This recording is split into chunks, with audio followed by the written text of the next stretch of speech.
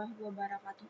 Halo, perkenalkan nama saya Jihan Fadila dengan NIM 238620600057, kelas reguler 2A. Sesuai dengan judul, kita akan membahas tentang pergerakan nasional Indonesia.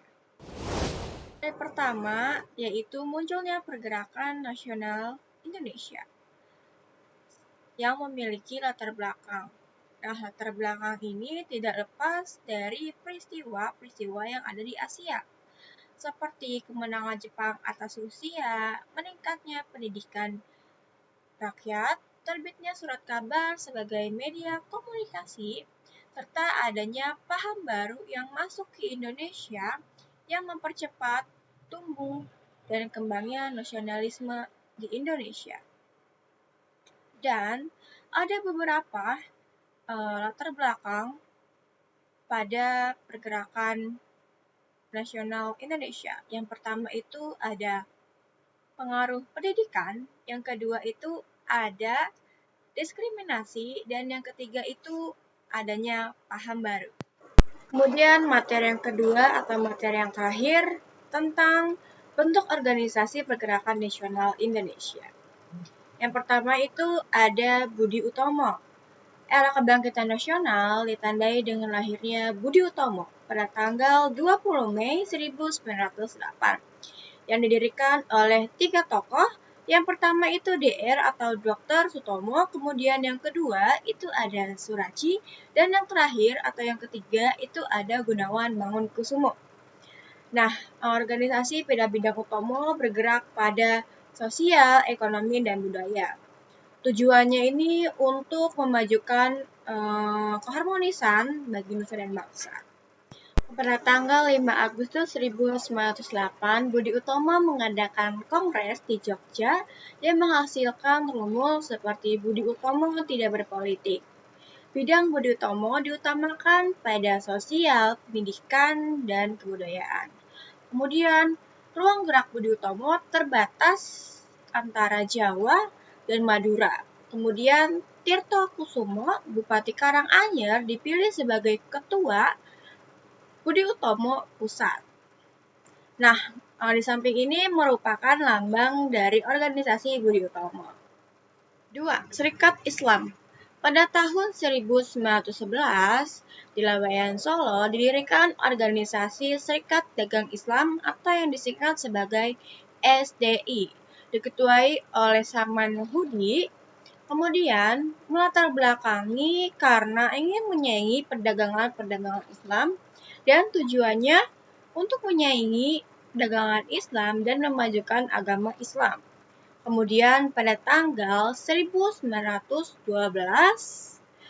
Serikat Dagang Islam atau SDI berganti nama menjadi Serikat Islam atau yang disingkat sebagai SI, yang merupakan anjuran dari HOS Cakro Aminoto.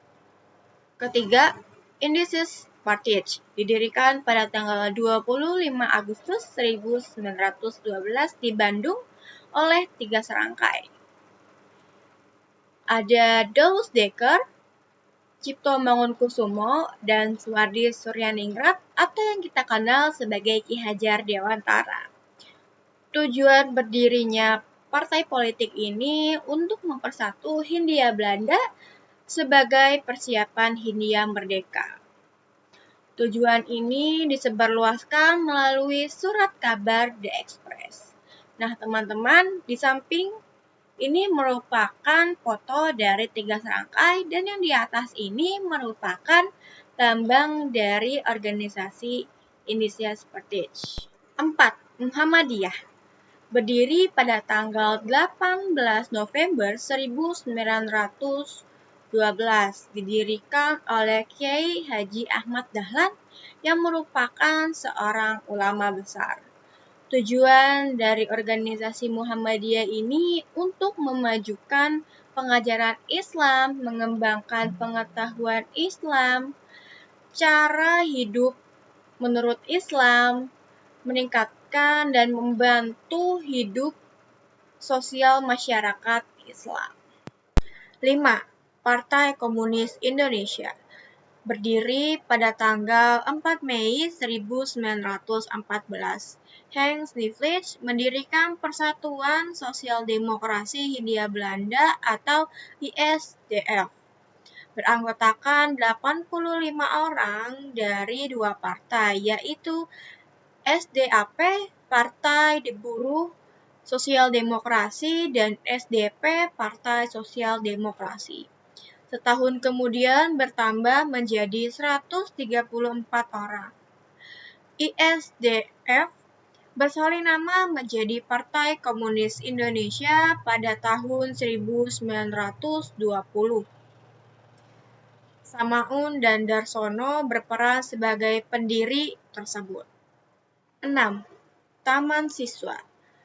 Taman Siswa merupakan lembaga pendidikan nasional yang didirikan oleh Suwardi Suryaningrat atau yang kita kenal sebagai Ki Hajar Dewantara. Didirikannya di Jogja pada tanggal 3 Mei 1922. Lembaga ini bertujuan untuk menyesuaikan sistem pendidikan dengan kebudayaan di Indonesia. 7. Partai Nasional Indonesia. Berdiri pada tanggal 4 Juli 1947, di mana salah satu tokohnya ada Ir Soekarno. Tujuan utamanya adalah untuk kemerdekaan Indonesia. Tujuan ini hampir tercapai atas asas percaya pada diri sendiri, artinya memperbaiki ekonomi, politik, sosial dengan kekuatannya sendiri. Makanya, lembaga PNI ini tidak mau bekerja sama dengan penjajah. Karena hal tersebut, muncullah kekhawatiran Belanda yang mengakibatkan Ir Soekarno tidak boleh keluar dari Jawa. Belanda juga menggeledah kantor PNI dan menangkap para anggota PNI dengan gugatan 153 BIP dan 169 KUHP, di mana yang berisi tentang melanggar ketentraman atau ketertiban umum dan menentang pemerintahan Belanda. Dari situ akhirnya Ir Soekarno dibuang dan dipenjara sukamiskin. Akibat hal tersebut, PNI akhirnya terpecah menjadi dua. Ada PNI baru, Pendidikan Nasional Indonesia Baru, dan Partindo. Yang terakhir atau yang ke-8 itu ada Gerakan Wanita. Pelopor Gerakan Wanita adalah Raden Ayu atau R.A. Kartini yang merupakan seorang putri dari Bupati Jepara, yaitu Aryo Sostrodiningrat. Kartini ini memiliki cita-cita mengangkat derajat wanita melalui pendidikan dan pengajaran. Untuk merealisasikan atau mewujudkannya, Kartini mengadakan kontak surat dengan wanita Barat dan wanita di Nusantara. Kemudian muncullah tokoh di Jawa Barat, yaitu Dewi Sartika, di mana berusaha untuk menghapus tradisi atau adat tentang pinyitan pada wanita, atau pinyitan itu seperti kawin paksa atau poligami.